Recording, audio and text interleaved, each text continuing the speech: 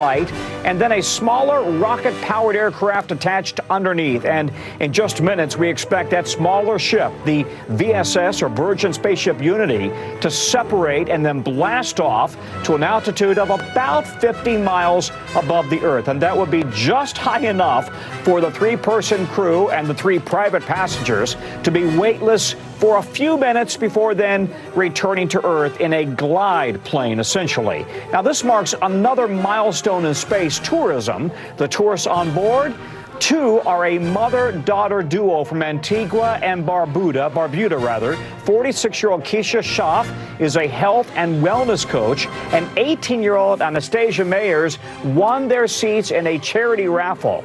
And the third is 80-year-old John Goodwin. He's a former Olympic canoeist he will be the first Olympian and one of the oldest people ever to travel into space. Goodwin will also has Parkinson's disease and says he hopes his trip will inspire others.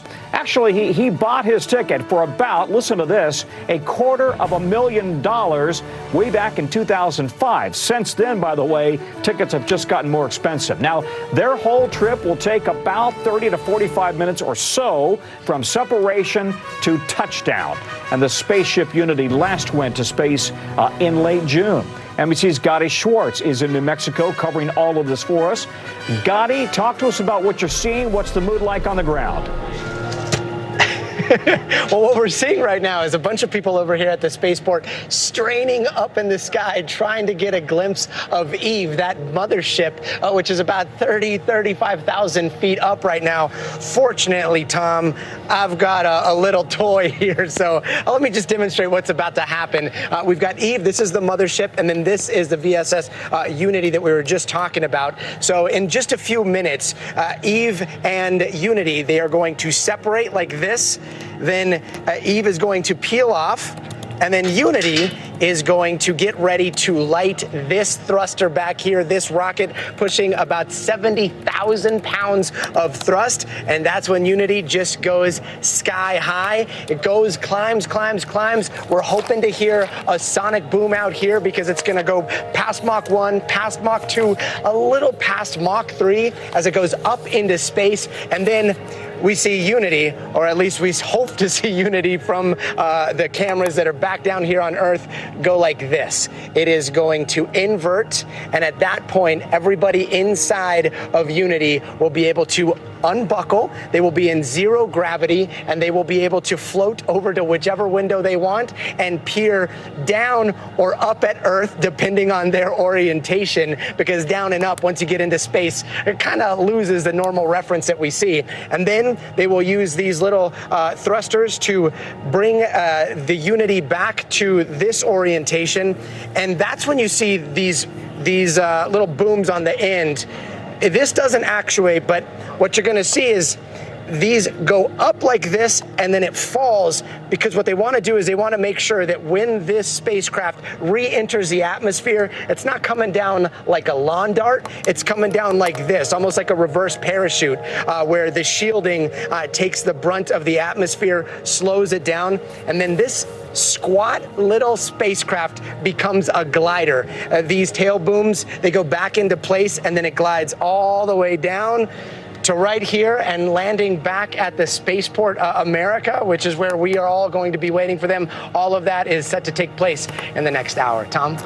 You know, Gotti, not unlike the space shuttle in terms of its return glide path, right? The space shuttle glided back to a landing at the Kennedy Space Center, usually. And this is similar. And in fact, on the mission back in 2021, I was there in the New Mexico desert. Richard Branson was on board. They had a problem on the return. They were hit by heavy winds aloft, and as a result, they missed their glide path, and they came out of the FAA-approved glide slope and the flight path. Tom, you know, we say glide, and then you look at this thing in person, and you're like, wait a minute, I know what gliders are. Gliders have huge wings. This thing is so squat, and you're right. Yeah. The delta formation here reminds you of those space shuttles, and when it comes to wind, they say that they have all the forecasts modeled. They've been working on that ever since, and so they think that they have this down to an exact science, but that delta, this Delta aircraft will come down. And interestingly enough, we were just talking about the shuttle. This is the only re-entry vehicle right now that's doing this type of approach. But just a ways down, Alamogordo and White Sands, they did see a shuttle that landed there once. It was, I believe, the normal runway was flooded out east, and so they had to divert here to New Mexico, and they landed over at White Sands. So this is an area that has a lot of open spaces, but again, all the modeling that's gone into the flight plan today is something that they've been preparing for quite some time. The pilots that we've been speaking to, they've been simulating, and they've actually flown those models today in the simulator with the exact same wind speeds that they think that they're going to have today. And so far, everything's a go. Tom? Well, listen, we should follow up and just make the point that after they had that problem with the re-entry 2 years ago, the FAA actually grounded the Virgin Galactic fleet for a time as they did a full analysis on what exactly happened and what went wrong. You know, this is a stunning moment for Virgin Galactic's Richard Branson, the CEO. It's his dream that he was working on for years. I spoke with him about his dream back in 2021. Take a listen. This is your baby. I mean, you have spent 17 years, and now it's coming true. Yeah, I mean, it's definitely a pinch yourself moment. I always envisioned as a kid that a spaceship should look like this. Yeah, you did. You envisioned this when you were a kid. I just thought that's how you should fly to space, not in a rocket, going off from the ground. And you should be able to go to space and come back to space like this. Yeah. I never thought that I would be able to design something quite like that. Richard Branson, there standing in front of his spaceship 2 years ago in New Mexico. I said to him, it looks like a lot of fun. Maybe I could join you. And he said, why not? Just crawl on board. You could be a stowaway. He said, I always wanted to be a stowaway. Let's talk to Eileen Collins right now. She's a retired NASA astronaut, commander of a space shuttle. She wrote the book Through the Glass Ceiling to the Stars, the story of the first American woman to command a space mission. Boys, nice to see you, Eileen. Thanks so much for joining us.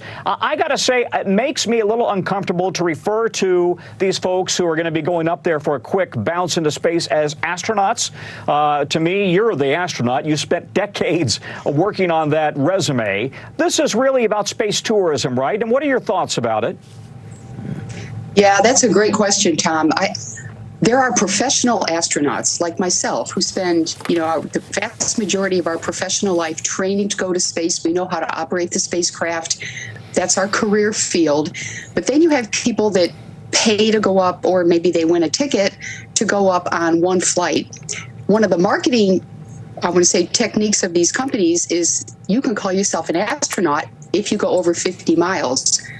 Well, that's a little bit stretch of the term astronaut. I'm okay if they want to call themselves astronauts because, frankly, I think the general public understands the difference between a professional astronaut and a one-time flyer.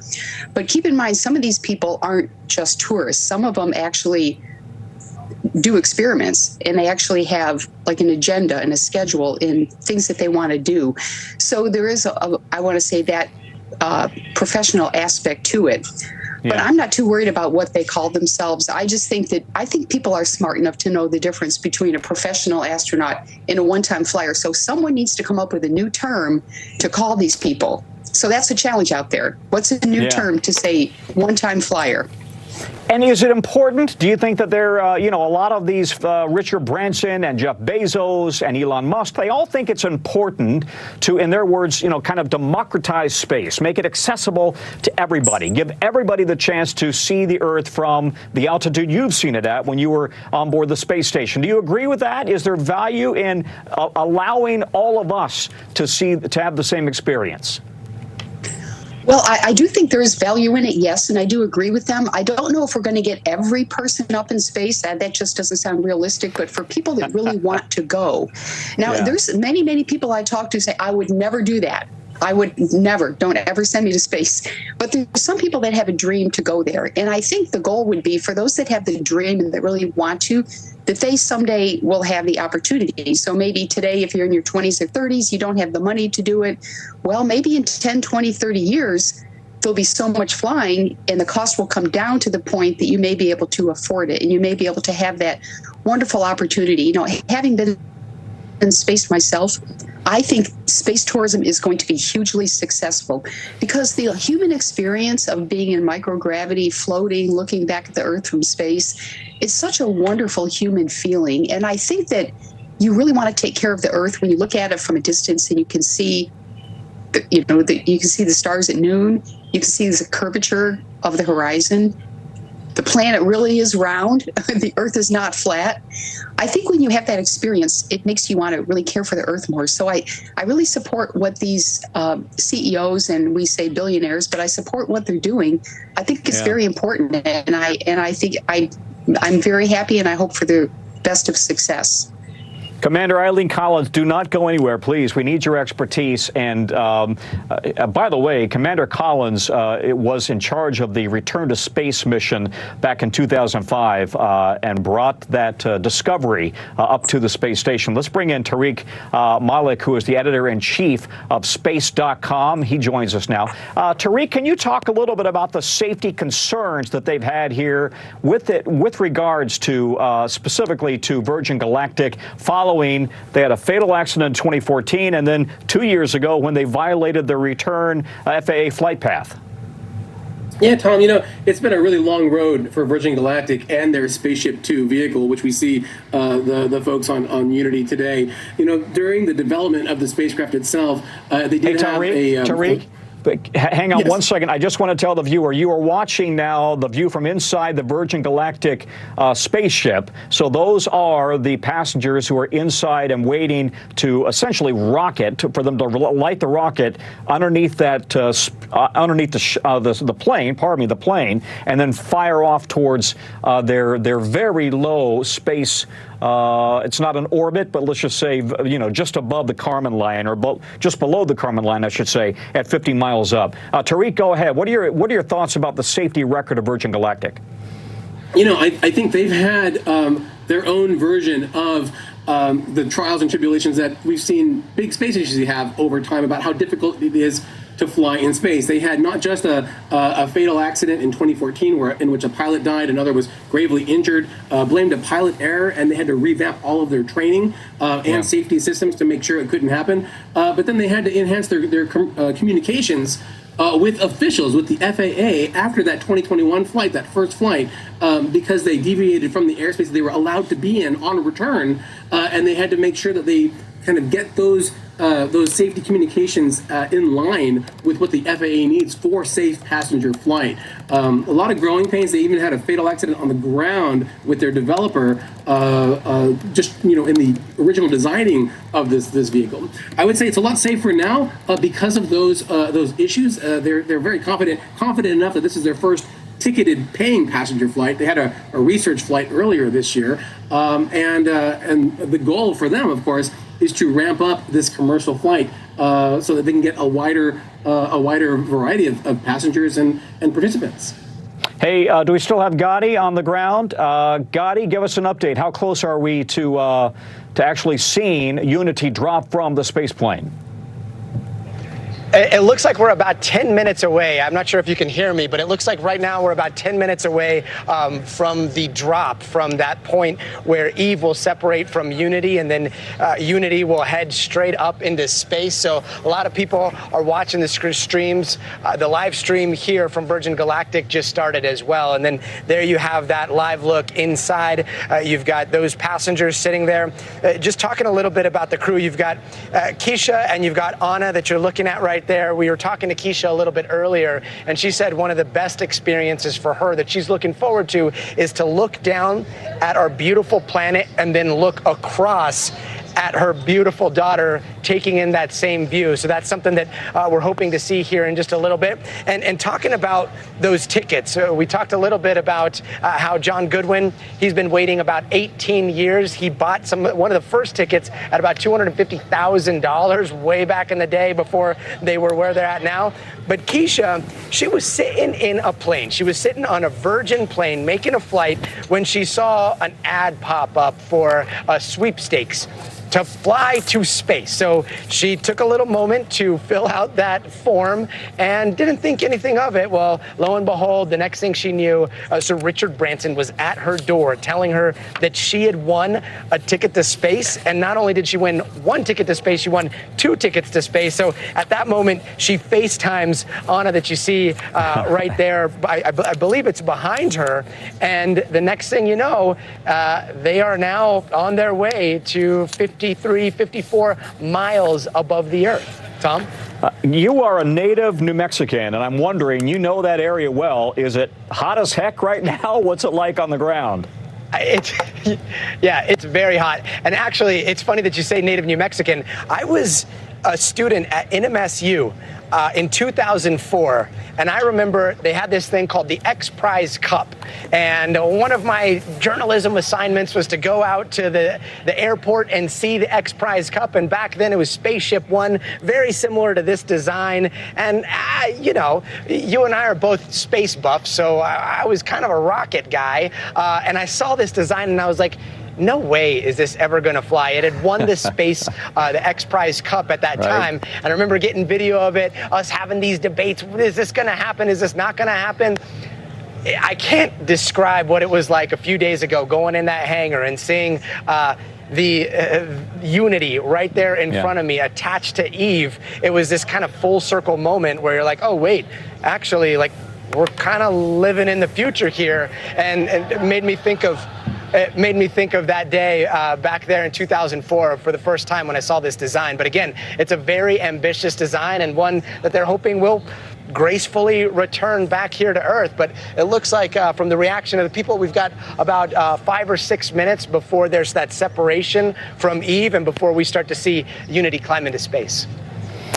Perfect. Gotti, don't go anywhere. Of course, you're not going to go anywhere, but hang on. Hang on, because we want to ask you a few more questions here. But let's bring in Clayton Anderson. He's the author and retired NASA astronaut. He has some great perspective here as well. Clayton, same thing to you. Are we really watching and witnessing this whole new age in space exploration or space enthusiasm when you're allowing just everybody to go into space if they can afford it? Now, this is obviously a luxury life experience for those who pay the ticket. I think it's great that we're giving people the opportunity in this manner. You know, I would caution that the word space for everyone right now. It's not.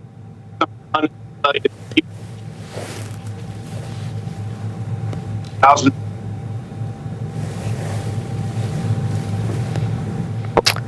Clayton, I think we've got a bad Zoom connection. I can't hear you, and I think you're cutting in and out. Let's try to reestablish that. Let's instead go to, if we could, Jana Levin, is a professor of physics and astronomy at Barnard College. And I'm just wondering, Professor, your thoughts about the, when you look at all the models here, we got the SpaceX model, which is essentially a rocket that goes straight up, traditional rocket. You've got the same thing with Blue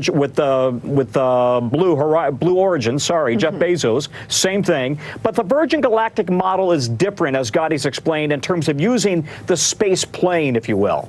Yeah, the attempt is really to do something suborbital, meaning these spacecraft can't do a full orbit around the Earth. What they're really doing is going up high enough to break out of the Earth's atmosphere. And I just want to remind everybody, we are in space. You know, the Earth is in space, floats in space. So what they're really trying to do is get further out so that they're breaking out of the Earth's atmosphere.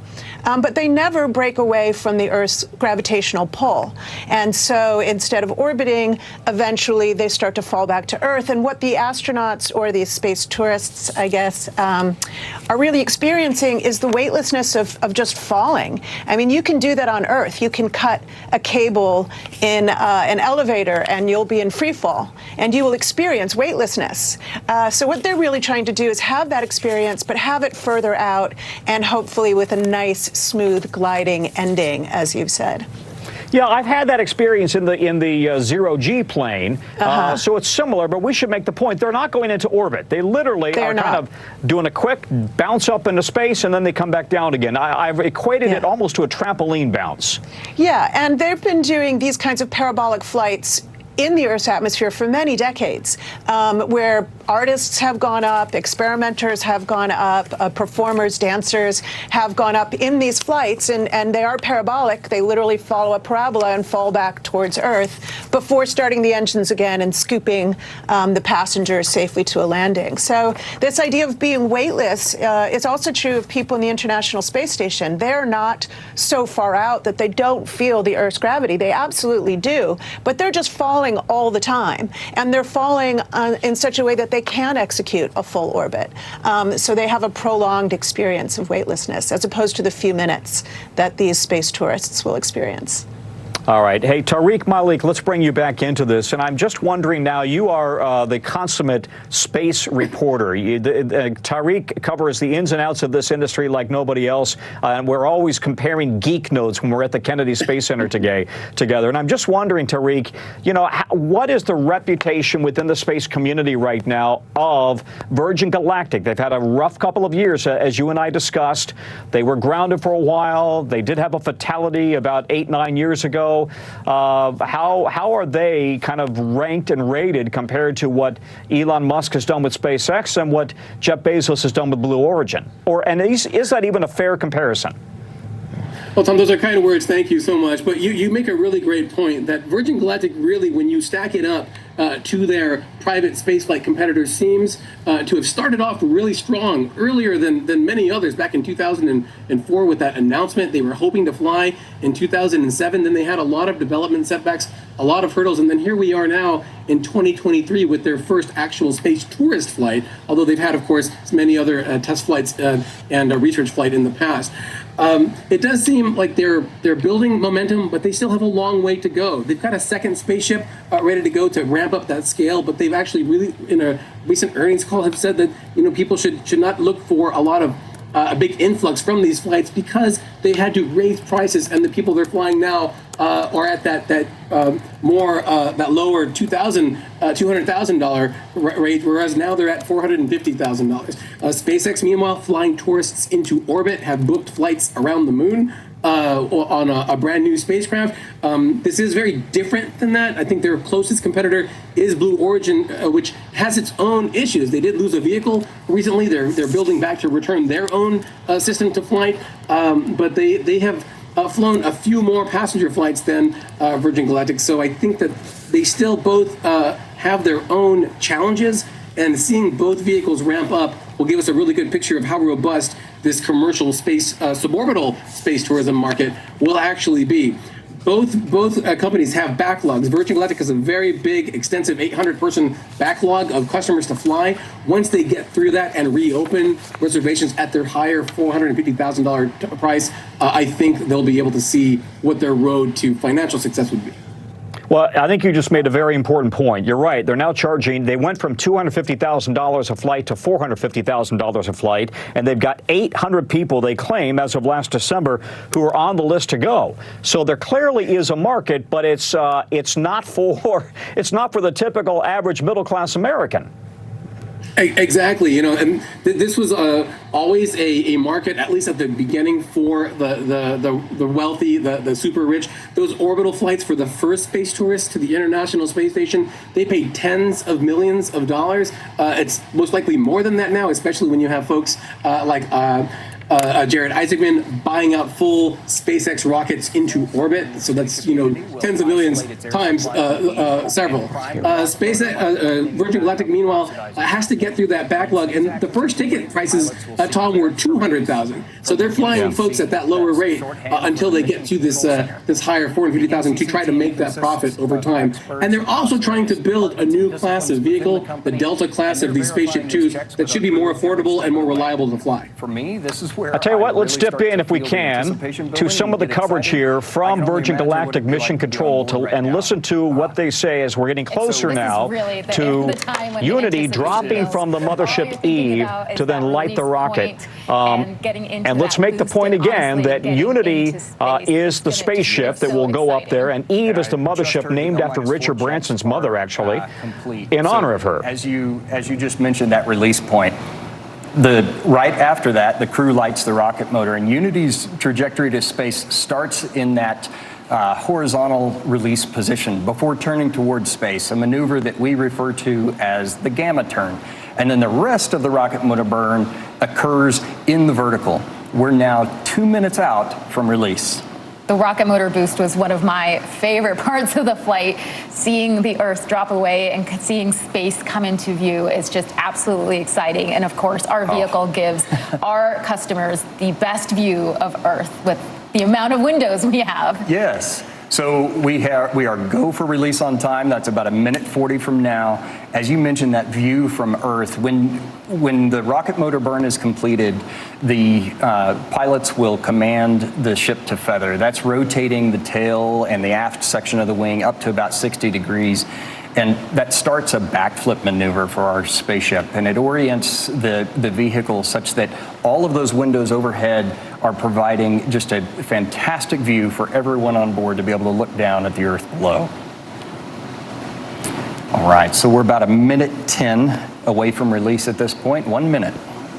And I can see the crowds in Antigua, and they're excited. I can see the crowds here at Spaceport America getting ready to cheer our crew on their ascent. You are listening to the voice of Virgin Galactic's mission control and the narrators, because they have the front row seat, sitting there watching all of this happen live, and they can count us down to the actual moment that we see Unity drop from Eve. And that allows, once we get to the designated point in our flight profile, for the mothership pilots to engage the release and set Unity free. We're now 30 seconds away from release. The very last preparation that the pilots in spaceship do before release is they push that control stick all the way forward, ensuring that we have a perfect separation. We're 15 seconds. 10.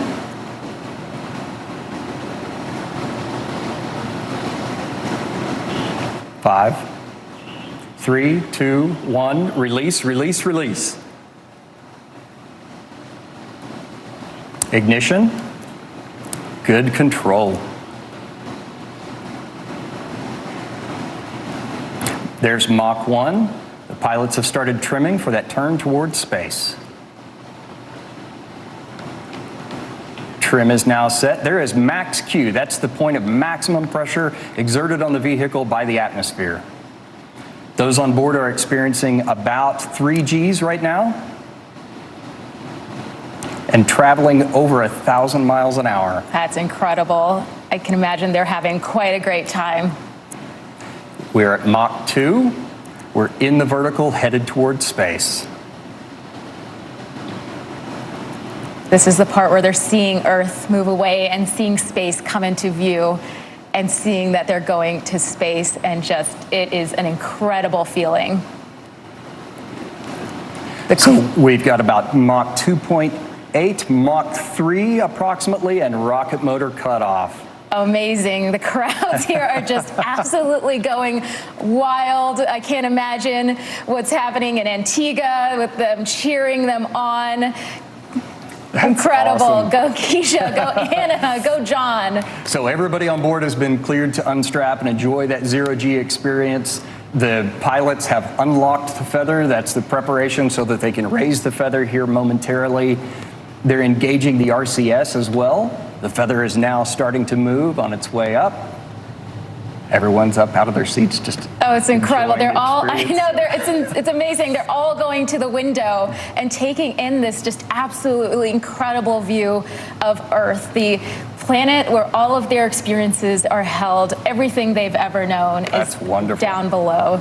The feather is all the way up. We have a predicted apogee of about 289,000 feet.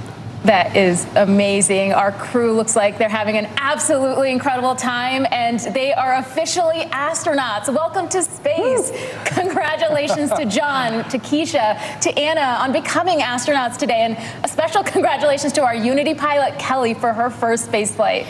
And welcome back to space, CJ and Beth. And the vehicle is oriented in that backflip or that upside down maneuver from our perspective, and you can see them just enjoying that view of the Earth below. Man, it's just incredible. I can see that they just can't take their eyes away, and it's, you know, it's hard for us to describe. We can obviously see they're having just an incredible time in space, taking in the views, but it's an experience. It's the silence. It's the views. It's seeing our brilliant planet against the matte black of space. I can't imagine. I can't imagine. I can't imagine what they're going through right now, and I can't wait to hear about it. Yeah. Well, we just achieved. Again, we're listening to the voice of Virgin Galactic Mission Control. But let's bring in Commander Eileen Collins, and let's also bring in Clayton Anderson, two veteran NASA astronauts. Folks, what's it like to really experience that for the first time? Clayton, we'll start with you because we missed you the last time. It's just, and we take a moment. Well, thanks, Tom. Microgravity and being weightless in space is an amazing experience. I know if I were them, I would be excited about doing it, but I would be longing for a much longer time period. Right? They're going to get a taste of it. Once you have that taste, you must spend time in microgravity that they're going to get the opportunity to do. So, kudos to them. Congratulations to Virgin Galactic. Just made the return to seat call.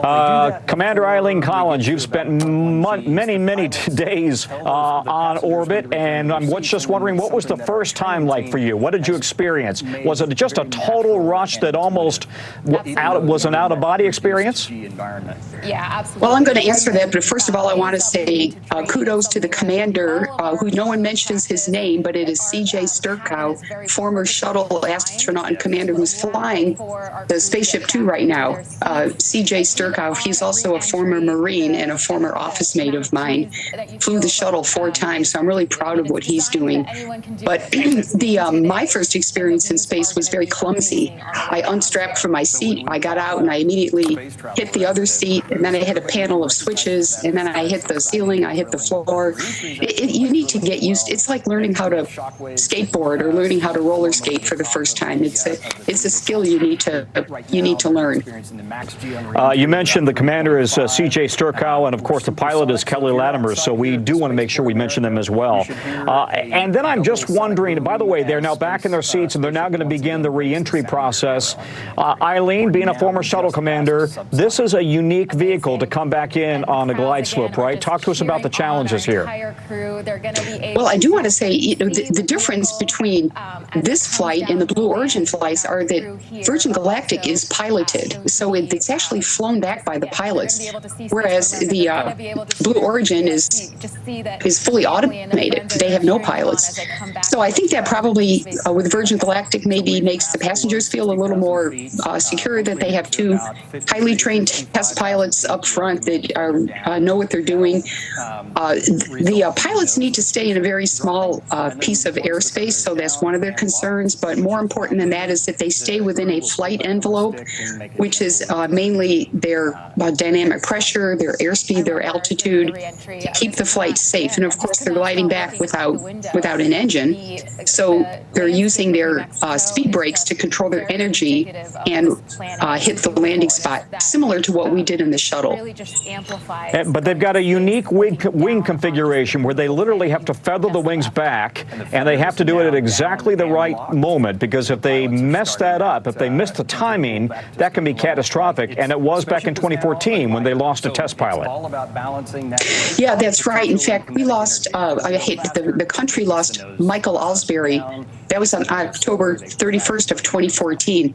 He feathered the control surfaces a little too early, and so it was determined that it was pilot error. And as Tariq had mentioned earlier, there are fixes that went in to prevent that from happening again. And I can tell you the pilots, I am sure they are very, very well trained, because they are on board themselves, and they want to make sure that they get that landing back there safe and that everybody comes back safe. So I have a lot of confidence. I also know Kelly Latimer. She attended the Air Force Test Pilot School shortly after me.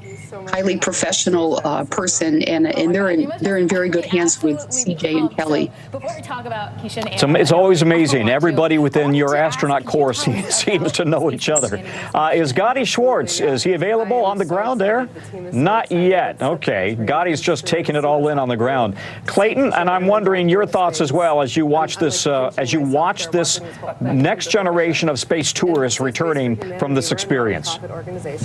It's really cool that C.J. Sturkow, as Eileen mentioned, and hello to Eileen. another favorite of mine. But he took me way back into over the world to go to space. So they are in very, very good hands with CJ and Kelly at the control. This is a part that's a little sedate, fragile, beautiful, finite planet.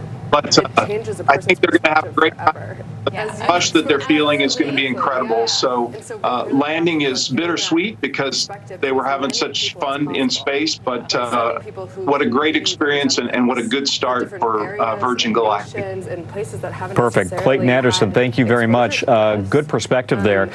Let's just tune back in and listen in again to Virgin Galactic Mission Control and their conversation as now we watch these 3 space tourists return with the 3 crew members from the Unity spaceship. What impact do you hope that they'll have upon return to Earth? Yeah, so we've sent 2 people to space so far. Of course, we're so grateful for this partnership with Virgin Galactic to send Keisha to space, and then more soon. That no announcements yet, though.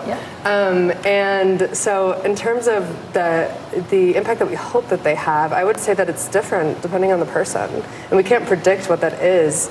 But what we're looking for is people who are committed to making a difference in their communities, people who have a track record of success, people who have a track record of doing things that make a difference in the world, people who are natural leaders. And so the hope is that each of them come back down. Let's go ahead and bring in Gadi Schwartz. Gadi's on the ground there in New Mexico. And I'm wondering, did you hear the sonic boom, Gadi? I heard the second boom on re-entry, so I believe, and I'm not a physicist, but there was one sonic boom going up, and then on re-entry, from what I understand, there's 2 sonic booms. Some people say they heard both. I heard one, and Tom, I can see the white speck back on approach. Right now, it's hovering around this lake in New Mexico called Elephant Butte, making its way back over here. But look, I don't know if I'm caught up in the emotion of the family behind us, but like, humans did a thing again. The idea that we humans have built technology that sends an 18-year-old and an 80-year-old up into space in this tiny capsule, and then they're able to float in 0 gravity with a thruster that pushes them 3 times the speed of sound. And this is the time that we live in, a time where it has never been more likely that just a normal person at home could go to space. It's awe-inspiring. So we're waiting for the Unity to do a circle. They're losing velocity right now, and it's all about making that glider slow down as much as possible upon approach, and then we will see that glider come down. Tom, this is the quirkiest part of this design. As the Unity comes down, there are 2 landing wheels that are going to come down. The landing gear comes down right here. So the wheels touch down. And then there's a landing skid, and this landing skid deploys right here. This landing skid on the bottom of that is a pad of wood, like tree wood. And that landing pad is going to touch down, and then it's going to nose down very slowly, about 100 knots, and then it's going to skid to a stop. This thing's skidding to a stop after going to space all by a pad of, we're told, very specialized wood, but that's what's going to give it the friction to stop here on the tarmac. I mean, like, this is one of those things you just got to see to believe. We're seeing it right now, seeing their faces looking back down at Earth. It is a lot to take in, but as you can see, the crowds behind me, they're looking straight up at the sky, and so far, so good. Tom? Yeah, that piece of wood is not a 2x4 from Home Depot, I'm guessing, right? This is stress test and perfected. No, but let me ask you, nothing against Home Depot. I'm sure they've got great wood that could go to space and come back. Gadi, I'm guessing you would be first on the list to go if they offered you the chance. Oh my gosh. Do you even know the reaction I had here when I heard that Richard Branson offered you a chance to stow away? Like, if that thing was still on Earth, I would be trying to stow away, being like, look, they said Tom could do it. I should be able to do it too. But yes, absolutely. Sign me up. I'm going to be entering every sweepstakes. When I play the lottery, I play the lottery to try to win a ticket to space. And talking a little bit about Ticket to Space, we've had a chance to speak to the representative here for Space for Humanity. They are an incredible organization. If people are watching and they're like, you know what, we're really excited about space, but this isn't for me. I'm never going to be able to afford it. Space for Humanity is an organization that's dedicated to sending future leaders up into space. You apply, and there is a chance that you'll have this Willy Wonka moment and you'll win a ticket to space, whether it's Virgin Galactic, Blue Origin, SpaceX. They're partnering with a lot of these different space organizations. Keisha and Anna are going up because of their partnership with Virgin Galactic. They are choosing the next astronauts as we speak, Tom. And when's the next flight, Gotti, from there in New Mexico for Virgin Galactic? Do you know when the next one's scheduled? We don't know exactly when the next one's scheduled, but they are saying that now that this one's going up, this is the first time they're taking a fully commercial payload or passengers up. They want to do these every single month. Then a little bit down the road, they want to do these every single week. So by 2026, they're hoping to have a lot more of these spacecraft, these Unity spacecraft, and they want to have these flights going up every single week. They've got a long list, 800 people. They want that list to grow. And so pretty soon we could start seeing these launches as like, yep, another thing that just happened in the New Mexico sky. I'm going to look up because people are cheering. And it's right. Yeah, you're getting close. We're getting close towards landing. Wait, let us know when it's coming in. I would say, you know, Branson has always promised big. He promised me 10 years ago, next year we're going to fly 300 people. So you always take it with a grain of salt. He is a great promotional asset for his own company. But he did say in 2019 he wanted to have 50,000 people already as astronauts by 2019. So he wanted 50,000 astronauts by 2019. They're coming a little short of that, as you can see. But nonetheless, here we come with the first 3 civilians who are coming in for a landing now to the New Mexico spaceport. And by the way, Gotti, who's standing there, New Mexico's invested a heck of a lot of money in this idea of the future, of this vision of becoming the spaceport for space tourism. Absolutely. And, you know, like I am a New Mexican, so a lot of New Mexicans have been skeptical about all of this. This was a pipe dream in the desert. Let me just tell you, landing gear is down. Landing gear is down. Go ahead.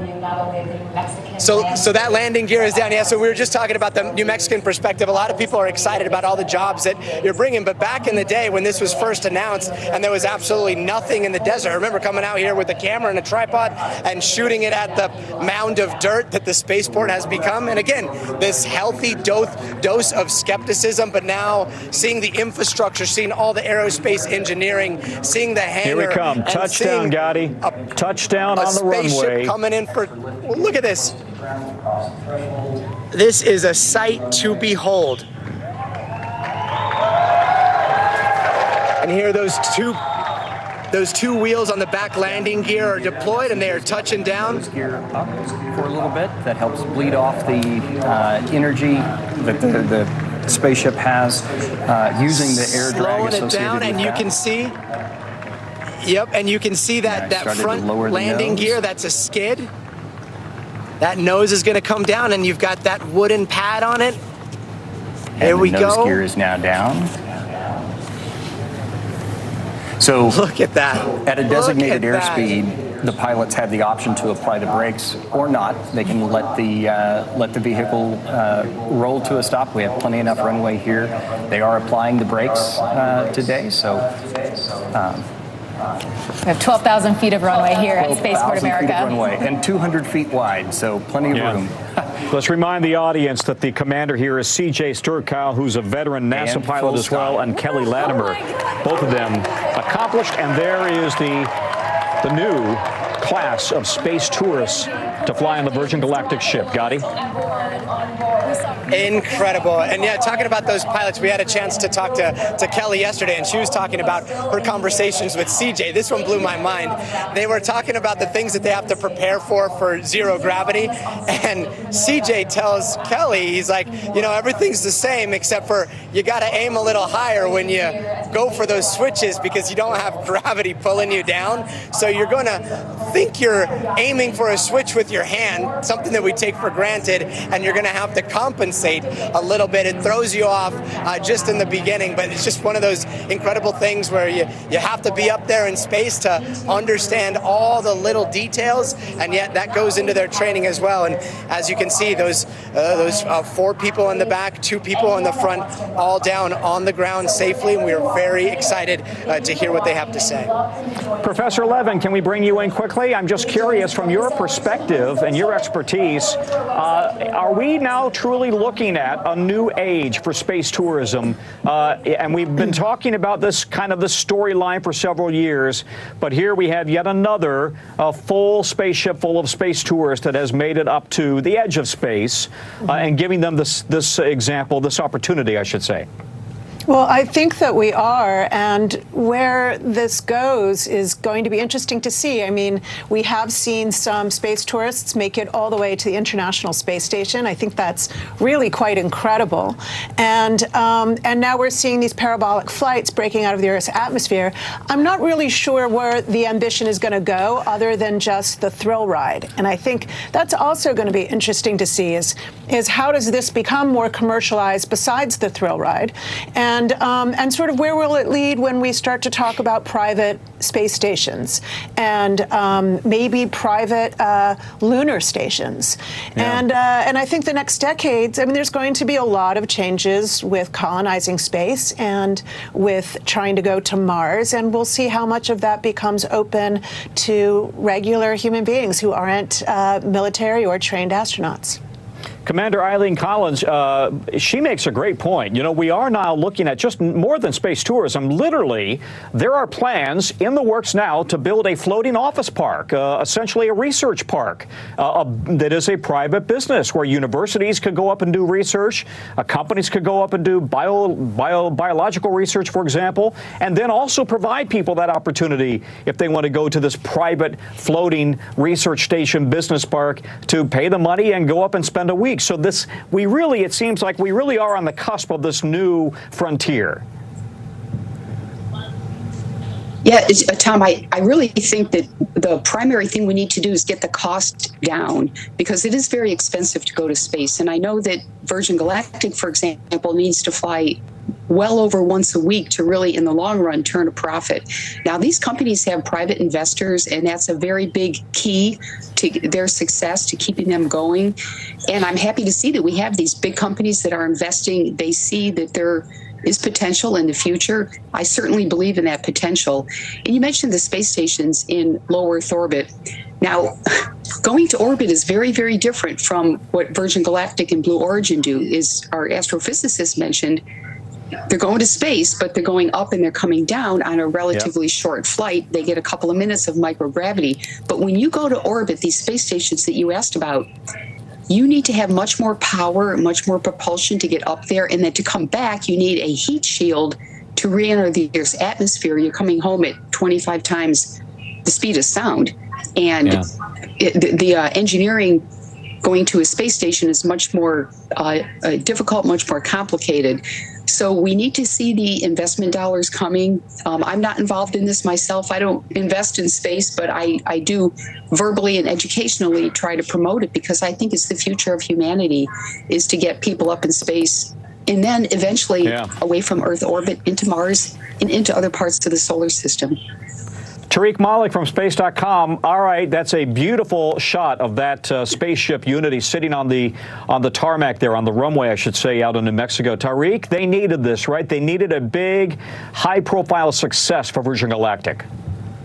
Yes, Tom, you know, not just a success, but a success of a new type of flight profile for Virgin Galactic. You know, they've had a series of successful test flights to set the stage for commercial operations, and then a research flight with the Italian Air Force back in May as their first commercial flight, and now their first full-up space tourist passenger flight. And that's really the goal for this company. Sir Richard Branson built it as a passenger space line to fly people to space, much like the very early days of aviation, to fly those those first passengers across the oceans and whatnot. Now we take that for granted every day, and their hope to, as Commander Collins mentioned, is to bring that to space and provide that infrastructure that could set the stage for even higher endeavors. Let's go back out to our favorite New Mexican, Gotti Schwartz, who calls New Mexico home, although now we have him based in Los Angeles for our benefit. But Gotti, you've got some folks there who have some reaction and have witnessed this firsthand, right? Yeah, so we were just talking to some family members, in fact, the wife of John, and we asked her, hey, look, you're married to an astronaut now, and she, it was quite a moment where she had a look of realization.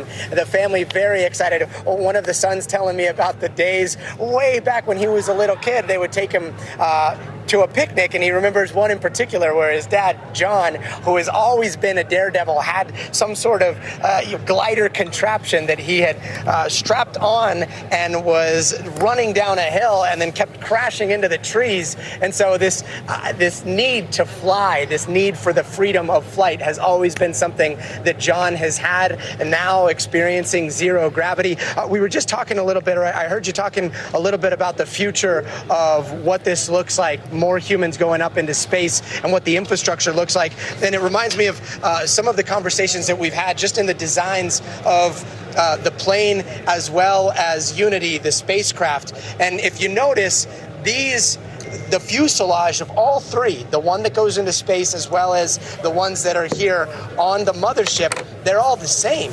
And that's part of this modular design aimed at increasing supply chains, increasing the manufacturing and the assembly line, if you will, for things that can go up into space. So the engineering is something that we saw go from a prototype back in 2003, 2004, to now they're hoping by 2026 to be mass producing at least 6, 7, 8, 9 of these a year, and on and on and on. And so much of that has to do with a big list of high-paying customers at first, with the promise of democratizing space down the way. We've seen that. Other companies have embraced that type of approach, and it's been somewhat successful. So this is something that we may see happen in the future. But again, it's all about these modular designs that can play two different roles, but can exist out where there's zero gravity and no oxygen and withstand entry into Earth's atmosphere. It's incredible. Tom? It is indeed. So listen, right after Virgin's Richard Branson came back from his mission 2 years ago, I talked to him on the ground there, and he talked about this marking an important milestone for reaching for something that was hopefully within the reach of civilian space tourists. So again, here's a little bit of that interview from 2 years ago on the ground at Spaceport with Richard Branson. It's important to you that this becomes accessible to everybody. That's why we started it. I mean, I think ultimately the price will come down to a level where an awful lot of people will be able to do it. And this has been so long in the making. My last question is, how soon are you going back? Well, look, I would go back tomorrow. But I don't. I think there's so many people want to go. I won't take a seat up for some time to come now. Let other people have the experience of a lifetime, and we're going to get to work. Our space factories are going to start building many spaceships, so that many people will be able to go to space. All right. Well, that's to your point, Gotti. They're building many more spaceships. They got to have many more people get up there, but they've got to also they have to make sure that people are willing to pay that kind of money. Yeah, absolutely willing to pay that kind of money. But again, maybe I watch too many movies, maybe I play too many space video games. Like, the idea of becoming an interplanetary species is something that I think a younger generation wants to see. We see some kids here, and so they're growing up, again, in a time where anyone can be an astronaut, anyone can go up into space. And so this idea, you get up into space, you see how miraculous Earth is, there are civilization enders that are floating around there in space. The idea of in the next 100,000, 10,000 years, our species going and exploring the rest of space and possibly establishing other places on different planets. This seems like a step in that direction, Tom. It does indeed. Gotti, thanks. Whenever we need a dose of enthusiasm, we turn to Gotti Schwartz in New Mexico. Great coverage. Thanks, buddy. That concludes this special coverage of the Galactic 2 mission here on NBC News Now. We're going to have much more throughout the day on NBC News Daily and tonight on NBC Nightly News, and we'll be hearing from those on board this mission. I'm Tom Costello. Thank you for watching. On behalf of Gotti, have a great day.